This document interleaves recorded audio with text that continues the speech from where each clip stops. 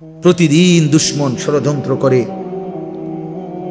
এই বাংলাদেশের জমিনে এত বিপুল পরিমাণ মুসলমান কিভাবে নিশ্চিহ্ন করে দিবে। ওইখান থেকে হিন্দুত্ববাদীরা হুঙ্কার ছাড়ে আমাদেরকে উড়াইয়ে দিবে, আমাদেরকে পেঁয়াজের খোটা দেয়, পেঁয়াজ আলু। জানেন আপনার ইন্ডিয়া থেকে আমাদেরকে ধমক দিচ্ছে, আমাদের পেঁয়াজ বন্ধ করে দিবে, আলু বন্ধ করে দিবে। পেঁয়াজ তার আব্বার, আলু তার আব্বার। হ্যাঁ, আলু তোর বাপের বেটা। তোর ইন্ডিয়ার মধ্যে যেই ফসল উৎপন্ন হয় এটা তোর মোদি আব্বার এটা, তাইলে তো আমাদেরকে ধমক দেশ, পেঁয়াজ বন্ধ করে দিবে, আলু বন্ধ করে দিবে, চিকিৎসা বন্ধ করে দিবে, হসপিটালে যাইতে দিবে না, ধমক দিচ্ছে প্রতিদিন। এই জন্য ভাই আমার, বন্ধু আমার, মনে রাখো মুসলমান কোনোদিন সংখ্যা দেখে ঘাবড়ায় না। 110 কোটি না, 1 লক্ষ কোটিও আমরা পরোয়া করি না। আমাদের আসমানওয়ালা আছে, আমাদের আল্লাহু আকবার, আমাদের আল্লাহ বড়, আল্লাহ বড়, আল্লাহ বড়। বলো যুবক, কে বড়? জোরসে বলো, দাঁড়ায় বলো, দাঁড়ায় বলো, বলো আল্লাহু আকবার, বলো আল্লাহু আকবার। না, জোরে বলো, জোরে। ইসকনের সন্ত্রাসীরা দেশে থাকতে পারবে না। এদেশ মুসলমানের, এদেশ ইমানদারের, এদেশ কোরআনের, এদেশ ইসলামের। আমরা চ্যালেঞ্জ করলাম ইন্ডিয়াকে, চ্যালেঞ্জ করলাম বেটা, 110 কোটির বড়াই দেখাও বেটা। ইমানদারের সন্তান আছে ইনশাআল্লাহ। কলিজার খুনে শহীদ সাইফুল ইসলাম আলিফের রক্তের উপরে, শাহাদাতের খুনের উপরে ইনশাআল্লাহ ইসকন এদেশে নিষিদ্ধ হবেই হবে। এদেশে কালেমার পতাকা উড়বে, এদেশে ইসলামের পতাকা উড়বে। তোমরা থাকবা তো ইনশাআল্লাহ? বলো নওজোয়ান ইনশাআল্লাহ, জোরসে বলো, আরো জোরে, আরো জোরে, আরো জোরে। জাগো নওজোয়ান, ওঠো নওজোয়ান, দাঁড়াও নওজোয়ান, হিম্মত করো নওজোয়ান ইনশাআল্লাহ। বসো, বিজয় ইসলামের ইনশাআল্লাহ, বিজয় কোরআনেরই হবে ইনশাআল্লাহ। সূরাটার নাম হচ্ছে সূরায়ে মুরসালাত। এই সূরার এই 10টি আয়াতের মধ্যে আল্লাহ তাআলা 2টা মৌলিক কথা বুঝাইছেন আমাদেরকে। 1 নম্বর কথা হলো, কথা বলেন না ভাই, কথা বলেন। নওজোয়ান ভাই তোমরা বসো, জলদি বসো সব। এই 10টি আয়াতের মধ্যে আল্লাহ তাআলা 2টা কথা বুঝাইছেন আমাদেরকে। একটা হলো আল্লাহকে মানার পরিণতি কি, আর একটা হলো আল্লাহকে না মানার পরিণতি কি। এই কথাটাই এখানে আল্লাহ তাআলা তুলে ধরেছেন। ওই যে যাদের হাতে ধরা মোবাইল, এই মোবাইলগুলো নামায় ফেলেন। ওই এমনি হাতে ধরে রাখছেন যারা, স্ট্যান্ড ছাড়া, এই হাতে ধরাওয়ালারা মোবাইল নামায় ফেলতে হবে। পরিষ্কার বললাম, একজনও মোবাইল হাতে উঠাবেন না। যে কথা শুনবে না ও চলে গেলে ভালো। আপনি উঠে যান, আমি কিন্তু ধমক দিয়ে উঠাই দেব। কথা না শুনলে, আপনি না মানতে পারলে আপনি অন্য জায়গায় গিয়ে বসেন। এই জন্য দয়া করে হাত দিয়ে, এটা সমস্যা আছে। সমস্যাটা কি? সমস্যা হলো 2টা। একটা হলো যে বেচারা মোবাইলটা ধরে রাখে, সে একটা শব্দ কিছু বোঝে না, তার পুরা দিল, দেমাগ, জেহেন মোবাইলের মধ্যেই থাকে। অর্থাৎ তার ফিকির হয় যে আমার মোবাইলে উঠতেছে কিনা।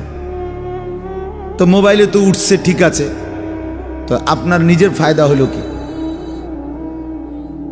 বলে না মোবাইলে ওয়াজ এটা দেখাবো অন্য কাউরে, তো মোবাইলে ওয়াজের কি কোনো অভাব পড়ছে? কয় লাখ দরকার, হাজার হাজার কাতারে কাতারে ওয়াজ। মোবাইলে। তো কাজেই এটা শুধু শুধু একেবারেই ফালতু একটা কাজ। বরঞ্চ নিজের জন্য যদি কিছু সবক নেওয়া যায়, নিজের দিলের মধ্যে যদি কিছু নেওয়া যায়, এতে লাভ বেশি, আমার নিজের উপকার হলো। দ্বিতীয় সমস্যা হলো এই পিছনের জন এটার দিকে তাকায় থাকে, এই ডানে বামে 1 2 3 জন, ওরারও নজর থাকে ওই মোবাইলের দিকে, ফলে এতে করে ওই বেচারাও বঞ্চিত হয়।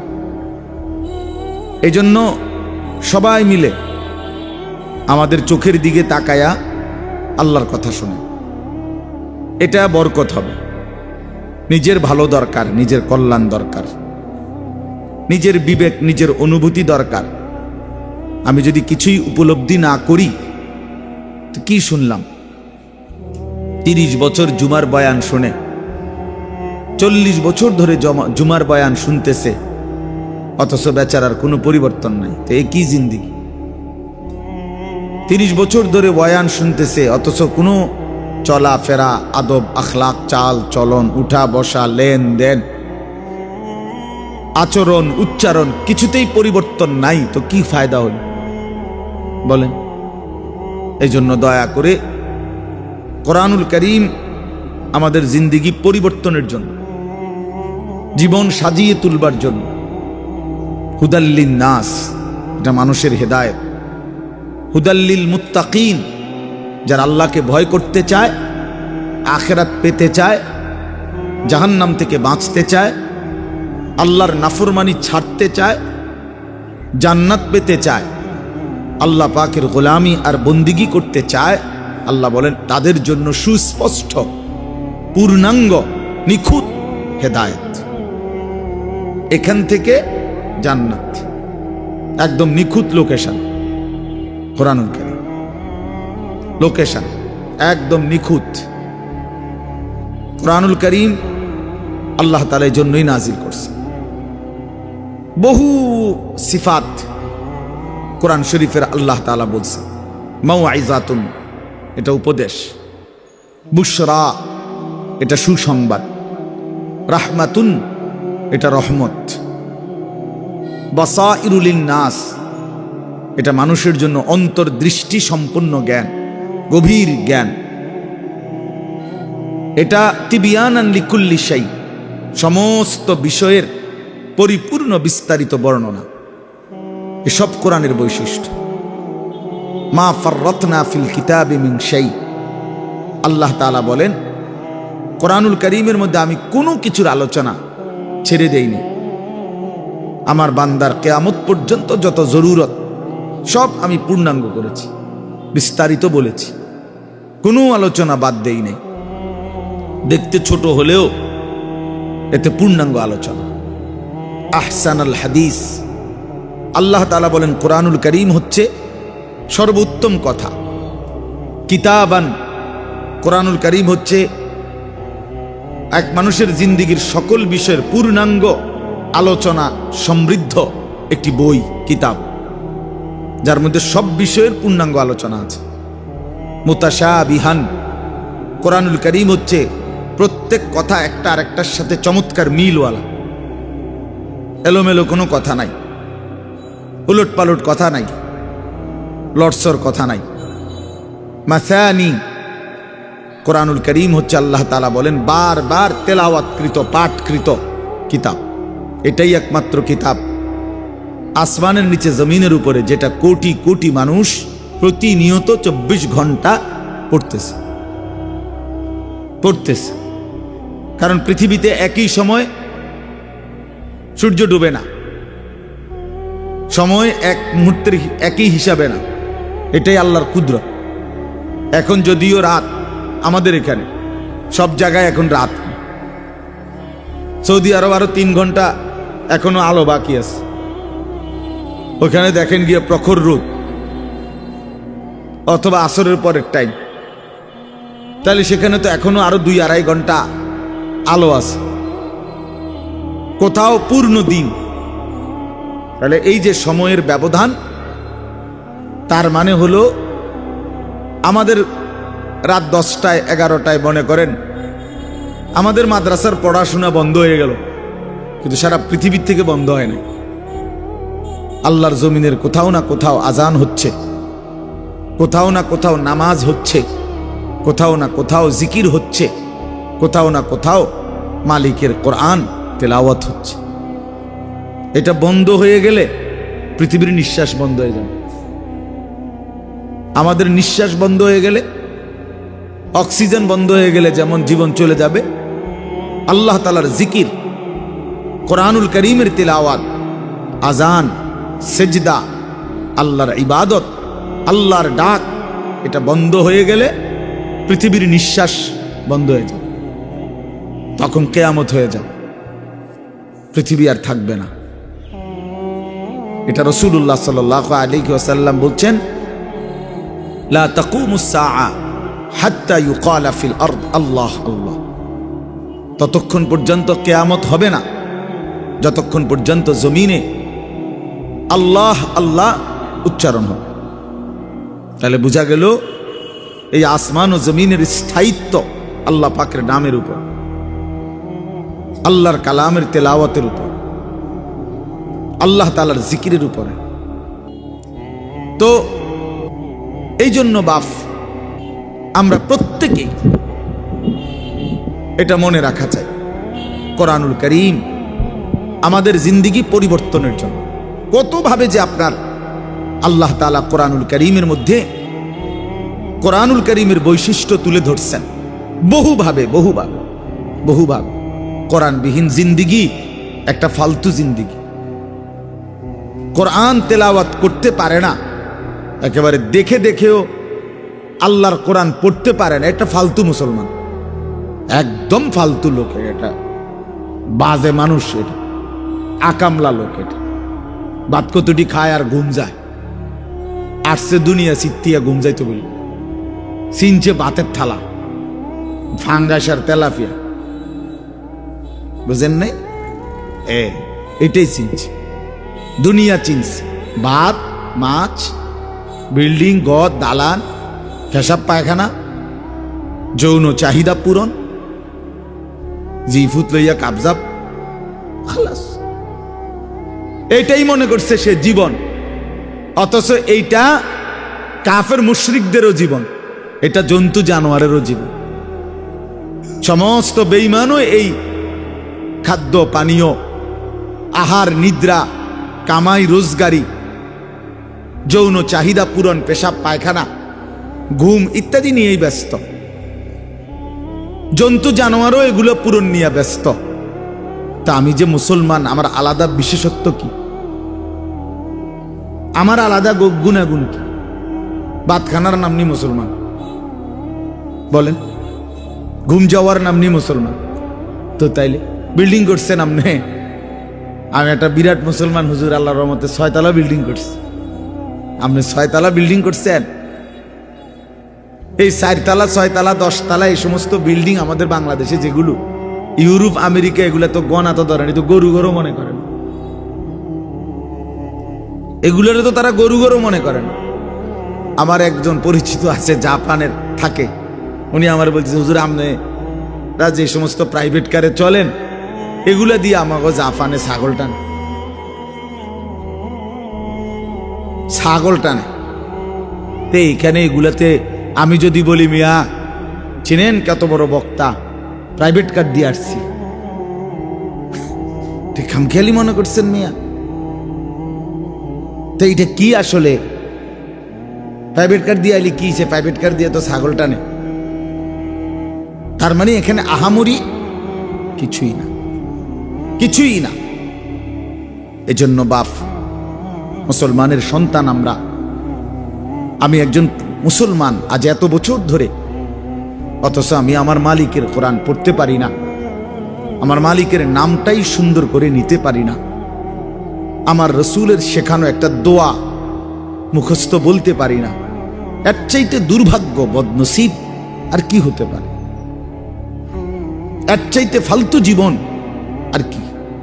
যে তার মালিকের নামটাই নিতে পারে না, যে তার মালিকের কিতাবই পড়তে পারে না,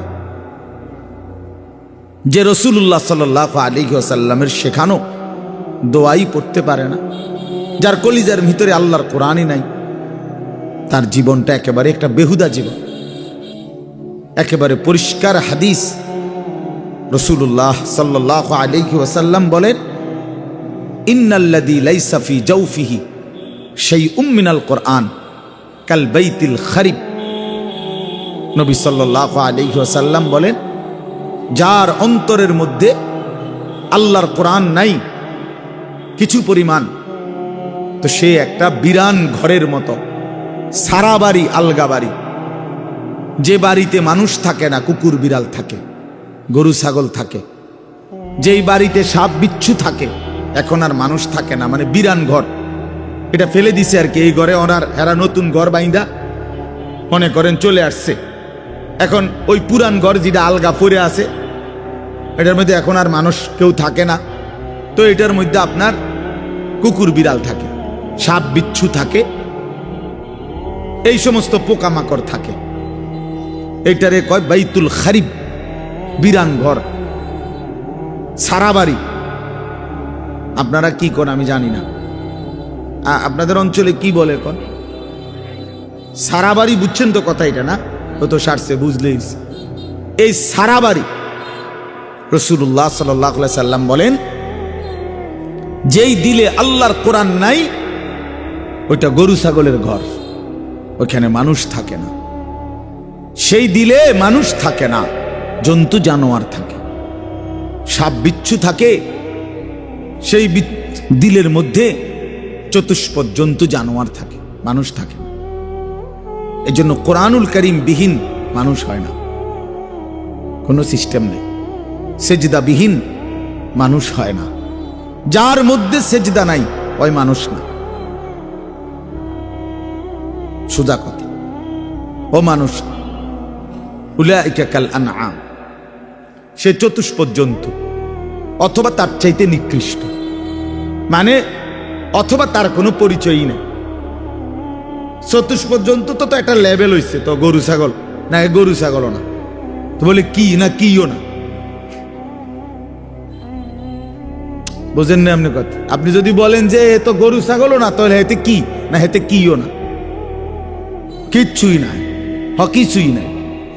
এটা মানুষও না, জানোয়ারও না, প্লাস্টিকও না, হাফ প্যান্টও না, এটা কিচ্ছু না, ফালতু জিনিস। হ্যাঁ হ্যাঁ,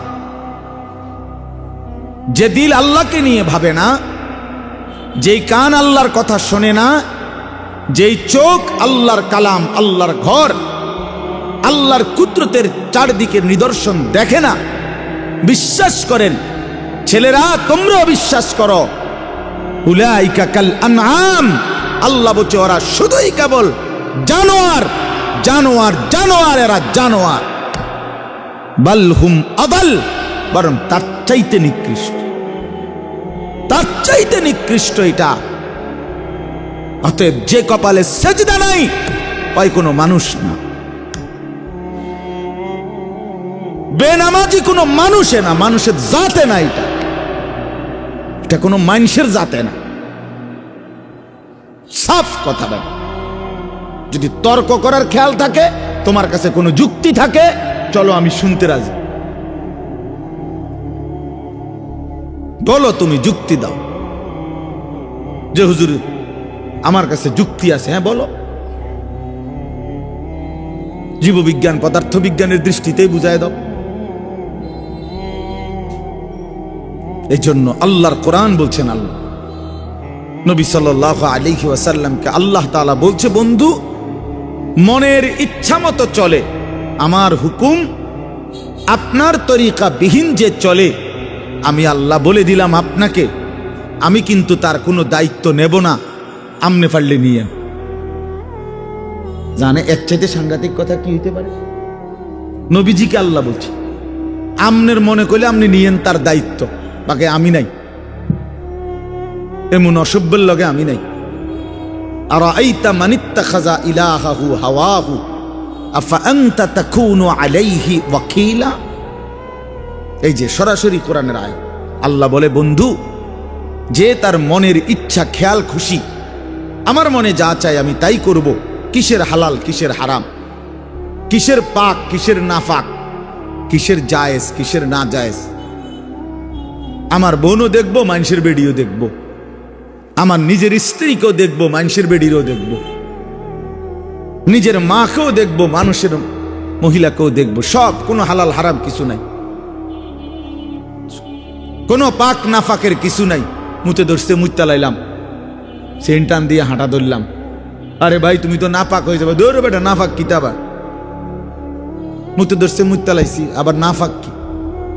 এই যে জীবন, পাক নাফাক, হালাল হারাম, জায়েজ না জায়েজ, বৈধ অবৈধ, এর কোনো হিসাব কিতাব যার মধ্যে নাই ভাইয়া। আল্লাহ তাআলা বলে, বন্ধু এ তো নিজের ইচ্ছা, নিজের মনের চাহিদাকে খোদা বানাইছে, তার আলাদা কোনো খোদা নাই। যদি আলাদা কোনো আল্লাহ থাকতো তো সে তো তাকেই মানত, তার কথাতে সে হালাল হারাম নির্ণয় করত, উচিত অনুচিত বুঝতো। সে তো বুঝলো না, মানলো না। কাজেই আমি আপনাকে জানতে চাই, নবীজিকে আল্লাহ বলতেছে, আমি আপনার কাছে জানতে চাই বন্ধু, মনের ইচ্ছা মনের স্বাধীনভাবে যে চলে, আফা আনতা তাকুনু আলাইহি ওয়াকিলা, আপনি কি তার ওয়াকিল? আপনি তার অভিভাবক? আপনি তার জিম্মাদারি নেবেন? নবী জিজ্ঞেস করে, আল্লাহ জিজ্ঞেস করছে, নবীজি নিবিন্নি আমনে কোন? আমি নেব না, আমনে নিবিন্নি কোন? এখন নবীজি সাল্লাল্লাহু আলাইহি ওয়াসাল্লাম কি বলবে? হ আল্লাহ, আমনে যেটা নিতেন না আমি এটা নিব। কথা বলে, সবাই বলেন, এই যুক্তি হয় এটা? বলো ভাইয়া। আফা আনতা তাকুনু আলাইহি ওয়াকিলা, আপনি তার দায়িত্ব নেবেন? তো নিশ্চয়ই নবীজি বলবে, অসম্ভব মাওলা, আপনাকে নারাজ করে তো আমি গোটা পৃথিবীও চাই না, আপনাকে হারালে আমার আর থাকলো কি? হ্যাঁ, তো এরপরে আল্লাহ তাআলা বলেন, আম তাহসাবু আন্না আকসারাহুম ইয়াসমাউনা আও ইয়াকিলুন, আপনি হয়তো ভাবতে পারেন, নবীজিকে আল্লাহ বলতেছে, এই নাফরমানগুলো কিছু শুনে অথবা কিছু বুঝে। আল্লাহ বলতেছে, নবীজি আপনি হয়তো মনে করতে পারেন এই বেঈমান নাফরমান পাপীগুলো কিছু বুঝে, কিছু মনো শুনে অথবা কিছু ভাবে। আল্লাহ বলে না, আমি বলতেছি, এবার শুনেন। আল্লাহ বলে, বন্ধু আমি বলতেছি, ইনহুম ইল্লা কাল আনআম, এদের পরিচয় আর কিছুই নয়, শুধুই জানোয়ার, শুধুই জানোয়ার, শুধুই জানোয়ার। বাল হুম আদাল্লু সাবিলা, বরং তার চাইতেও নিকৃষ্ট পথহারা, তার চাইতেও বড় গোমরাহ। গরু ছাগলের যে দুর্দিমাগ আছে, এই অপদার্থের এদ্দুরও নাই। কুকুর বিড়ালের যে দুর্দিমাগ আছে, এই হাইওয়ানের এদ্দুরও নাই। কুকুর মনিব চিনে, বিড়াল মনিব চিনে, শুকর মনিব চিনে, গরু ছাগলও মনিব চিনে, কিন্তু এই জানোয়ার মনিব চেনে না। 30 বছর এই জানোয়ার মনিবের সাথে যুদ্ধ করে, 30 বছর সুদ খায়, 30 বছর ধরে মিথ্যা বলে, 30 বছর ধরে ওজনে কম দেয়। খোদার 365 দিনের এক বছরে কোনো দিন ফজরের নামাজ পড়ে না। এই জানোয়ার কুকুর বিড়ালের চাইতো নিকৃষ্ট জানোয়ার।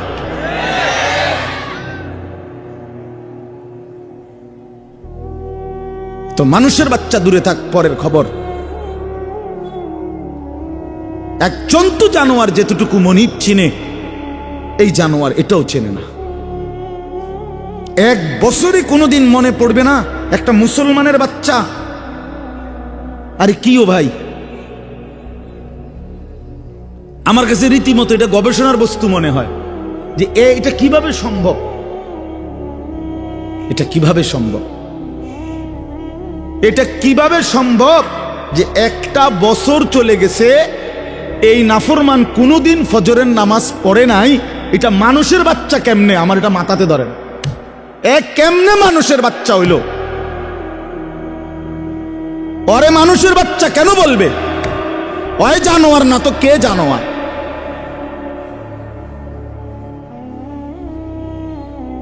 বলেন, আল্লাহকে এতদিন ভুলে থাকা। আস্তাগফিরুল্লাহ, আস্তাগফির। 20 বছর লাগাতার দাড়ি কাটা, ওমা এটা কি ডাকায়?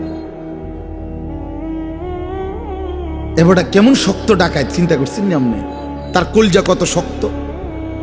আল্লাহ দেখাই দেব আপনার, আমনে দিবেন যতবার আমি কাটমু ততবার। দেহুম আমনে পারেন না, আমি পারি। হ্যাঁ হ্যাঁ, সে তো মতে এটা করতেছে না, আল্লাহর সাথে যুদ্ধ করছে, যুদ্ধ। প্রতিবার যে দাড়ি কাটে তো প্রত্যেকবার আবার নতুন করে দেয়, দাড়ি গজায়। এটা কে দেয়? কথা বলেন না কেন? তো সে যে আবার কাটতেছে, তো কার উপরে কাটতেছে? সে কাকে বুঝাইতে চাচ্ছে যে আপনি দিতে পারেন কতবার, আমি কাটতে পারি কতবার, আমি দেখাই দেব। আপনি বলছেন সুদ হারাম, আমনরে বুঝাই দেব সুদ খাইয়া একবার মানে পুরা ফ্যামিলি বিল্ডিং এর বালুয়ে বালুয়ে, সিমেন্টে সিমেন্টে, ইটে ইটে, কণায় কণায় সুদের টাকা, কিস্তির টাকা, লোনের টাকা সামনে কিটতারেন, আমরা দেখাই দেব। নাচ গান হারাম করছেন, আমার টাকা দিয়ে ডিশের বিল দেব, আমার টাকা বিদ্যুৎ বিল, রঙিন টেলিভিশন 1,90,000 টাকা দিয়ে কিনছি লন। এবার আমার বউ বাচ্চারে সবাইরে বলে দিছে, বউ বাচ্চা এই শোন, তোরা আমার বিবি বাচ্চা শোন, আল্লাহ নাকি নাচ গান হারাম করছে। আমি আল্লাহর সাথে চ্যালেঞ্জ করলাম, তোগো বিষয়টা আমি দেখমু, তোরা দেখ, আমি বুঝ করমু, চাই কি হয় ফর হইব, তোরা চা, আমি বিল দেমু, টাকা আমার, ডিশের বিল আমার, যতবার নাস্তা খাবি, চা খাবি, ভাত খাবি, বন খাবি, আমার টাকায় খাবি, সোফা আমার, কারেন্ট চলে আমার, আমি বিল দিতেছি, তোর আল্লাহর কথায় পাত্তা দিবি না। উনি বলুক, মাতিস না, বাদ দে এগুলা। কার সাথে গাদ্দারি করছেন? কার সাথে? হারামখোর, তুমি কার সাথে গাদ্দারি করো? এই ছেলে, তুমি শুনো নাই নারীর ছবি, মোবাইলের অশ্লীল দৃশ্য, উলঙ্গ নাচ তোমার আল্লাহ হারাম করছে? যে তোমারে সৃষ্টি করেছে, যে তোমারে বানিয়েছেন। রাসূলুল্লাহ সাল্লাল্লাহু আলাইহি ওয়াসাল্লাম বলছেন, শরীয়ত বহির্ভূত, ইসলাম অনুমোদিত নয় স্বামী স্ত্রীর পবিত্র সম্পর্ক ব্যতীত, হালাল সম্পর্ক ব্যতীত ভিন নারী যাকে দেখার অনুমতি নাই তাকে দেখাটাও জিনা, তাকে হাত দিয়ে স্পর্শ করাও জিনা, তার দিকে পাও দিয়া এগিয়ে যাওয়া এটাও জিনা, তাকে অন্তর দিয়ে কল্পনা করা এটাও জিনা, তাকে চোখে দেখা এটাও জিনা, আবার লজ্জাস্থানের মাধ্যমে সরাসরি জিনা করা এটাও জিনা। সবটাই জিনা, সবটাই বেবিচারী। জিনাল লিসান, জিনাল ইয়াদ, জিনার রিজল, জিনাল নফস, জিনাল ফরজ। হাতের জিনা, কানের জিনা, জবানের জিনা, চোখের জিনা, পায়ের জিনা, অন্তরের জিনা, লজ্জাস্থানের জিনা, সব জিনা। এজন্য যে যুবক দিন রাত মোবাইলে নারীর লোভে পড়ো না, নারীর ছবিতে নিজেকে ফাঁসায় দিও না, নারীর নাচে নিজেকে হারায় দিও না, এটা বড় মন্দ রাস্তা। নবী সাল্লাল্লাহু আলাইহি সাল্লাম বলছে, ফাত্তাকুদ দুনিয়া ওয়াত্তাকুন নিসা, আমার উম্মত দুনিয়ার মুসিবত, দুনিয়ার ধোঁকা, এর থেকে বেঁচে থাকো, নারীর ধোঁকা থেকে বেঁচে থাকো। নর্তকীর হাসি ওই হাসি না, ও তো জাহান্নামের আগুন। বেপর্দা নারীর অঙ্গভঙ্গি, এ তো অঙ্গভঙ্গি না দোস্ত, ছেলেরা, এ তো জাহান্নামের আগুন। ওই পাউডার, ফেয়ার এন্ড লাভলি তো আগুন, আগুন ছাড়ার কিছু না। বেহায়া বেপর্দা নারী তো তোমারে আগুনের মধ্যেই ফেলে দিল, জাহান্নামেই ফেলে দিল। কোরআনুল কারীমের মধ্যে আছে, আল্লাহ তাআলা বলছে তিনটা অপরাধ, ওয়াল্লাযীনা লা ইয়াদউনা মা'আল্লাহি ইলাহান আখারা ওয়া লা ইয়াকতুলুনা আন-নাফসাল্লাতী হারামাল্লাহু ইল্লা বিল হক ওয়া লা ইয়াজনুন।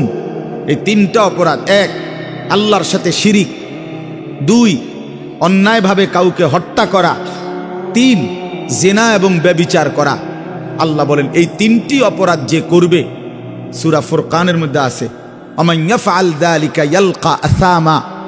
আল্লাহ বলেন এই 3টি কাজ যে করবে সে নিশ্চিত শাস্তির মুখোমুখি হবে। কেমন শাস্তি? আল্লাহ বলেন ইউদাআফ লাহুল আযাবু ইয়াউমাল কিয়ামা, কিয়ামতের দিন তার প্রত্যেকটি এই 3টা অপরাধের শাস্তি দ্বিগুণ দ্বিগুণ দ্বিগুণ দ্বিগুণ, ডবল ডবল রিডবল রিডবল তাকে শাস্তি দেয়া হবে। ওয়াখলুদ ফীহি মুহানা, এবং সে অত্যন্ত লাঞ্ছিত হয়ে বেইজ্জতি অবস্থায় অনন্তকালের জন্য জাহান্নামে পড়বে। তোরে শেষ করে নেব যুবক, ফেরেশতা আশ্রাইয়া শেষ করে নেব। এই নারীর লোভ একদিন দেখবা দুনিয়াও অসল, আখিরাতও অসল। কারণ যৌবনের শক্তিটা, সুন্দর জীবনটা বিবাহের আগেই নষ্ট করে ফেলছে, শারীরিক সক্ষমতা নষ্ট করে ফেলছে, অশ্লীলতা, বেহায়াপনা, অসভ্যতা, আর সারাদিন সারা রাত উলঙ্গ ছবি দেখে দেখে নর্তকী নিয়ে ভাবতে ভাবতে জীবন, যৌবন, শরীর, স্বাস্থ্য, স্বাভাবিক সক্ষমতা সব শেষ করে দিছে। একদিন দেখে দুনিয়া তো অপদার্থ, আখেরাত তো অপদার্থ, আর কোনো কাজে লাগে না। এজন্য ফিরে আসো ভাইয়া, যে কয়জন ছেলে আছো ফিরো ভাইয়া। আল্লাহ বলছেন ইল্লা মান তাবা, অসাধারণ কথা আল্লাহ বলছেন, ওয়া আমানা ওয়া আমিলা আমালান সালিহান ফাউলাইকা ইউবাদদিলুল্লাহু সাইয়্যাতিহিম হাসানাত। বাহ! মালিক বলে হ্যাঁ, তবে শুনো, শিরিক করলে বলছি ডবল ডবল শাস্তি দেব, অন্যায়ভাবে কাউকে হত্যা করলে বলছিস ডবল ডবল শাস্তি দেব, জিনা ব্যভিচার করলে ডবল ডবল শাস্তি দেব, লাঞ্ছিত করে জাহান্নামে ফেলে দেব। তবে যে ব্যক্তি তওবা করলো, আমি আল্লাহর সবগুলো কথায় বিশ্বাস করলো এবং পুরা দমে নেক আমল শুরু করে দিল, আল্লাহ বলেন আমি ওয়াদা দিলাম তার পেছনের সব গুনার পৃষ্ঠা আমি আল্লাহ নেকি দিয়া পূর্ণ করে দেব। যা বান্দা, সাফ, ভালো হয়ে গেছ, সাফ, পিছন ক্লিয়ার, যা পরিষ্কার করে দিলাম পিছন, এবং গুনার খালি পৃষ্ঠা যেগুলো মুছে দিছি এখন সেই জায়গায় নেকি দিয়া পূর্ণ করে দিলাম। ওয়াকানাল্লাহু গফুরার রহিমা। আল্লাহ বলেন যদি বলো বান্দা এতটা কেন করলেন মাওলা, এত মহানুভবতা কেন দেখালেন আল্লাহ? আল্লাহ বলে জানো না বান্দা, আমি আল্লাহ তো হচ্ছি গফুরুর রহিম। আমি তো বান্দা শাস্তি দিতে পছন্দ করি না বান্দা, মাফ করে দিতেই তো বেশি পছন্দ করি, দয়া করতেই তো বেশি ভালোবাসি। ওয়া কানা বিল মুমিনিনা রহিমা। আল্লাহ বলেন আমার মুমিন বান্দার প্রতি আমি খুব বেশি দয়াবান, খুব বেশি দয়াবান। অপেক্ষায় থাকি বান্দা কোনদিন যদি গুনার নাফরমানি ছেড়ে দেয় আর করবে না তো যদি ওয়াদা দেয়, লজ্জিত আর অনুতপ্ত হয়ে চোখের এক ফোঁটা পানি ফেলে দেয়, রাত গভীরেও যদি একাকী আমি আল্লাহকে ডাক দেয়, আল্লাহ বলে বান্দা আমি ওয়াদা দিলাম গফারতু লাকা ওয়ালা উবালি, কোনো পরোয়া না করে তৎক্ষণাৎ আমি তোকে মাফ করে দেব। তুমি আইসো বান্দা, মনে পড়লেই আমার কাছে আইসো, ভুল বুঝলেই আমার কাছে আইসো, গুনাহ যদি ছেড়ে দিতে পারো আমার কাছে আইসো বান্দা। আর করবানা যদি বলতে পারো, মিথ্যা আর বলবানা, চুরি আর করবানা, জিনা করবানা, ব্যভিচার করবানা, সুদ খাইবানা, ঘুষ খাইবানা, হারাম নাফরমানির জিন্দেগি ছেড়ে দিয়ে আমি আল্লাহর কাছে আইসো। মনে রাখো বান্দা, গুনাহ যদি আসমান পরিমাণও হয়, আমার শর্ত মোতাবেক যদি আসো আমি আল্লাহ এক নিমিষেই মাফ করে দেব। লাউ আন্না যুনুবাকা লাউ বালাগাত যুনুবুকা আনানাস সামা সুম্মা ইস্তাগফারতানি গফারতু লাকা ওয়ালা উবালি। আল্লাহ তাআলা বলে, বান্দা তোমার গুনাহ যদি আসমান পর্যন্ত পৌঁছে যায়, তবু যদি তুমি আমারে 3 শর্তে আমার কাছে আসো। 1 হলো গুনাহ ছেড়ে দিলা, 2 আর করবা না ওয়াদা দিলা, 3 লজ্জিত আর অনুতপ্ত হয়ে চোখের পানি ছেড়ে দিলা, মাফ চাইলা, আমি ওয়াদা দিলাম কোনো পরোয়া করব না, ওয়ালা উবালি অর্থ হলো কোনো পরোয়া নাই, আমি তোমারে মাফ করে দেব, কোনো দেরি নেই। লাউ আন্নাকা আতাইতানি বিকিরাবিল আরদি খাতায়া লা আতাইতুকা বিকিরাবিহা মাগফিরাহ। যদি তুমি জমিনের বালুকণা পরিমাণ গুনাহ নিয়েও আসো, আমি সম পরিমাণ মাগফিরাত নিয়ে আসব। তুমি আইসো, তুমি ঘাবড়াইও না, শুধু ছাইরা দিবানি কও, শুধু আর করবা না ওয়াদা দাও, শুধু লজ্জিত আর অনুতপ্ত হয়ে মাফ চাও। আল্লাহর নবী সাল্লাল্লাহু আলাইহি ওয়াসাল্লাম বলেন, ইন্নাল্লাহা ইয়াকবালু তাওবাতাল আবদ মা লাম ইউগারগির। মৃত্যুর চূড়ান্ত যন্ত্রণা, সাকরাতুল মউত, গরগরা, শেষ নিঃশ্বাস টানা, মানুষ মউতের পূর্বে যেটা টানে, এই গরগরা আসার পূর্ব পর্যন্ত যদি আমার কাছে তওবা করে ওই 3 শর্তে আমার কাছে যদি আসো, আল্লাহ রাসূল বলছে আল্লাহ মাফ করে দিবে। কিন্তু শর্ত হইল ওই 3টা হইতে হইল।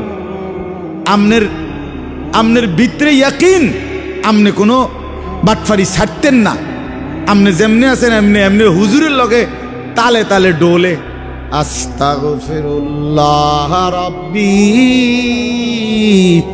বিতে হেবডার বিড়ি, বুঝেন নাই? পকেটে বিড়ি, হেবডা কয় আস্তাগফিরুল্লাহ। কিতা আস্তাগফিরুল্লাহ? মস্কারি করেন, হ্যাঁ মস্কারি করেন, আল্লাহর সাথে মস্কারি করেন। ভিতরে হারাম পুরা, সিদ্ধান্ত ওজনে কমে দিয়া যামু, সিদ্ধান্ত সুদের টাকা খরচই করমু, সিদ্ধান্ত অশ্লীল ছবি দেখেই যাব, সিদ্ধান্ত আমার বেডি বাচ্চা আমার ঘরে রঙিন টেলিভিশন দেখবেই, সিদ্ধান্ত হারাম, অথচ মুখে বলতেছে আস্তাগফিরুল্লাহ।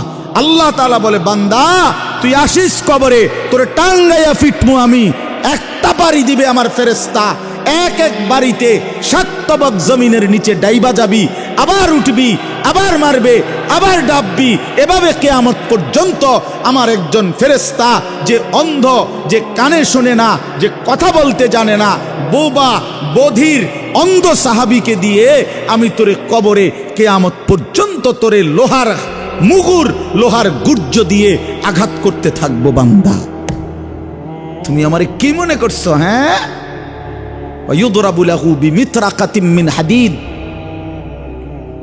দরবাতান বাইনা উযুনাইহি ফায়াসিহু সাইহাতান ইয়াসমাউহা মান ইয়ালিহি ওয়া ইল্লা সাকালাইন। নবীজি বলেন, নাফরমানের কবরে ফেরেশতা তাকে কান বরাবর এত জোরে আঘাত করবে লোহার মুগুর দিয়া, কান 2 কানের মাঝখানে, দরবাতান বাইনা উযুনাইহি, 2 কানের মাঝখানে বাড়ি দিবে। আল্লাহর নবী বলেন, নাফরমান এত জোরে চিৎকার করবে, মানুষ এবং জিন ব্যতীত আল্লাহর সমস্ত সৃষ্টি এই বেঈমানের চিৎকার শুনতে পাবে। হ্যাঁ, আমি সরাসরি হাদিস পড়ছি, আমার কাছে কিতাব, এটা গাড়িতেও আছে, চলেন দেখাই। ওয়ায়ুকাইয়াদু লাহু মালাকুন আসাম্মু আবকামু। নবীজি বলেন, তার জন্য যে ফেরেশতাকে নিয়োগ দেওয়া হবে কবরে, সেই ফেরেশতা বোবা বধির। আরেক হাদিস আছে আমা, অন্ধ। তো যে এই যে বেচারা যে চিল্লায়, উনি তো শোনে না, কথা বোঝেন নাই। এই বেচারা যে চিল্লাইতেছে, ফেরেশতা তো দেখেও না। এই বেচারার চিল্লানির জবাবে উনি যে তার একটা সান্ত্বনা দিব, এইটাও তো উনি তো কথাই কইতারা না। আমরা তো শুধু ফিডের রূপে আছে, এনে কি চলতে আছে ওই বেটার জান শেষ, সে তো খবর নাই। ফেরেশতা তো শুধু ফিরতে আছে। আহা, আল্লাহ আমাকেই মাফ করে দেন। হাদিসের মধ্যে আছে, বাপ বয়স্ক বাবা আপনাদেরকেও বলি, বয়স্ক বাপ জীবনটা শেষ হায়াত সাদওয়ানে শেষ করে দিলেন।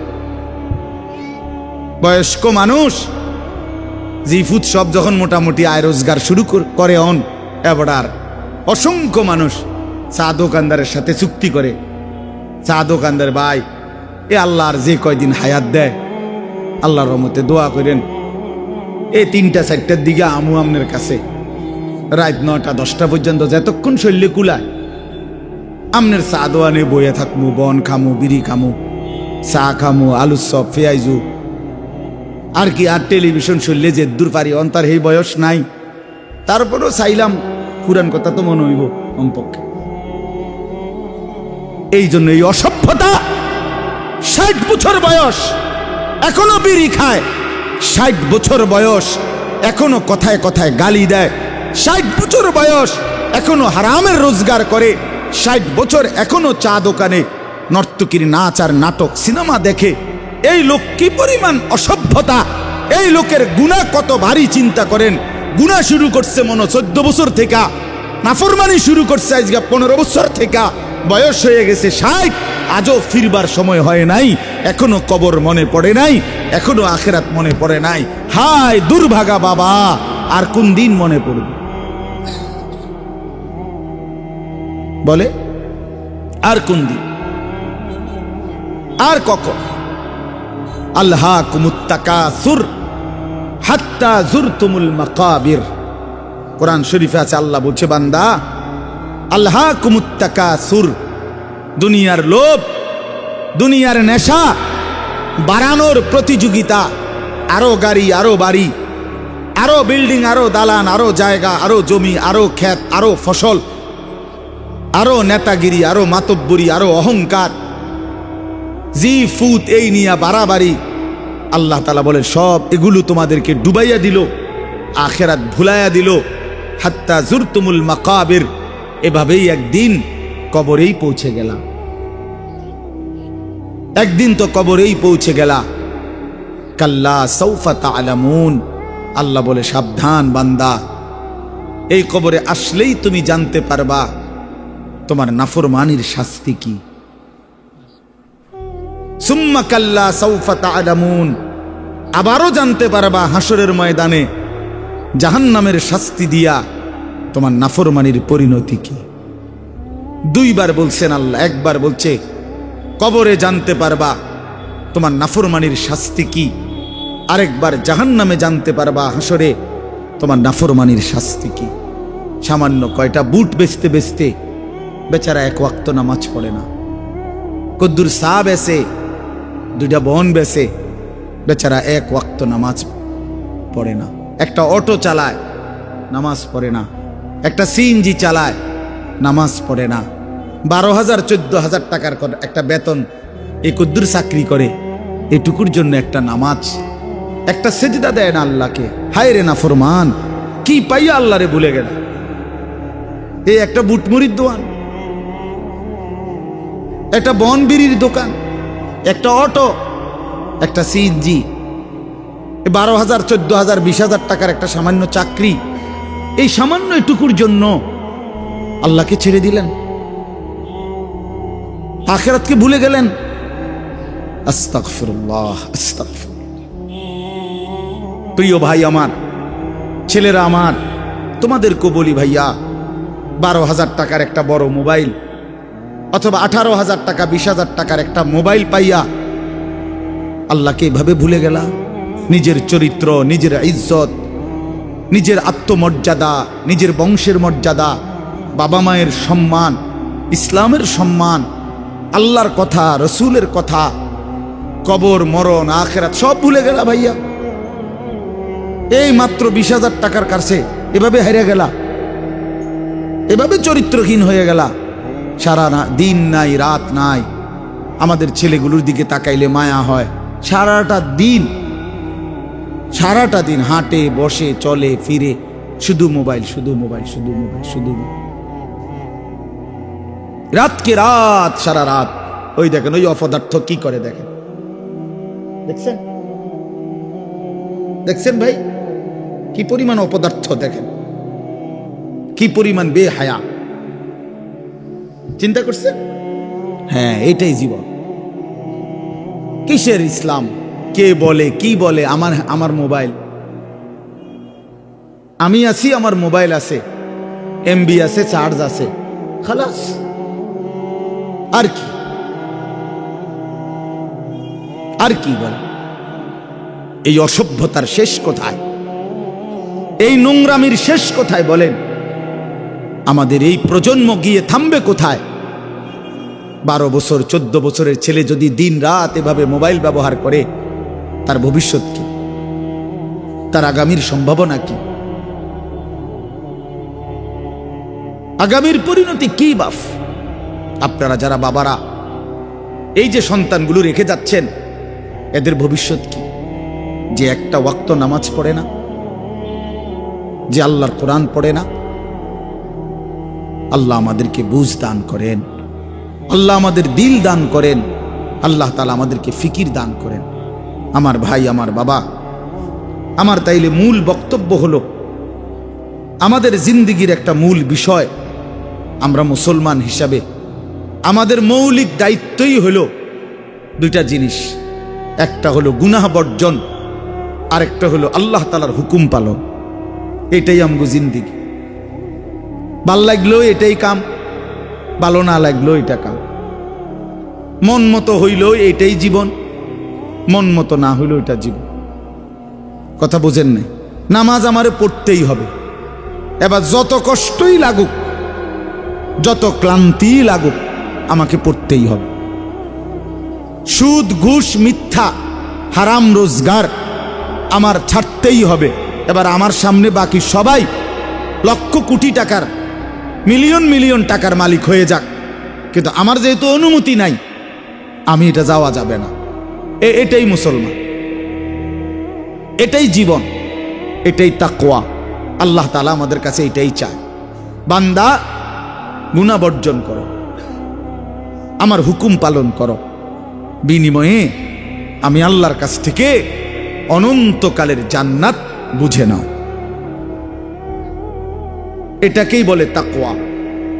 এই ব্যক্তিকেই বলে মুত্তাকি, যে নিজেকে গুনাহ থেকে বিরত রাখে, আল্লাহ তাআলার হুকুমের মধ্যে ব্যস্ত রাখে, আল্লাহর হুকুম পালনে ব্যস্ত রাখে, যত কষ্টই হোক। আপনাদেরকে আমি একটা কথা বুঝাই। মনে করেন আমি প্রতিদিন রাতের 3:30, 3টা, 4টা সচরাচর এই টাইমে বাসায় ফিরি। তো ফিরা ফজরের নামাজ হলো 5:40 জামাত। তাহলে আমার হাতে তখন আর সময় আছে 1 ঘন্টা, 1.5 ঘন্টা, 1.25 ঘন্টা এরকম। এখন এই পুরা টাইম আমি বসে থাকাও আমার জন্য কষ্টকর, কারণ আমি এই 11টা বা 12টার দিকে ঘুম থেকে উঠা যে দৌড়াদৌড়ি শুরু করি, হুলুস্থুল ব্যস্ততা, এ রাত 2টা বাজলে 3টা বাজলে আমার শরীরে আর বল থাকে না। আমি প্রচণ্ড ক্লান্ত হয়ে যাই। সারা দিনের মাহফিল ছাড়াও আরো বহু কাজের সাথে কম বেশি আমার সম্পৃক্ততা আছে, অসংখ্য দিনই কাজের সাথে ব্যস্ততা আছে। তো এখন 3:30, 3টা, 4টার দিকে যাই আমি বাসায়, গিয়া যখন ঘুমাই তো আর 1 ঘন্টা বাকি ফজরের জামাত, 1.5 ঘন্টা বাকি। আমার জন্য ভীষণ কষ্ট হয় এই সময় আবার উঠা ফজরের জামাত ধরা।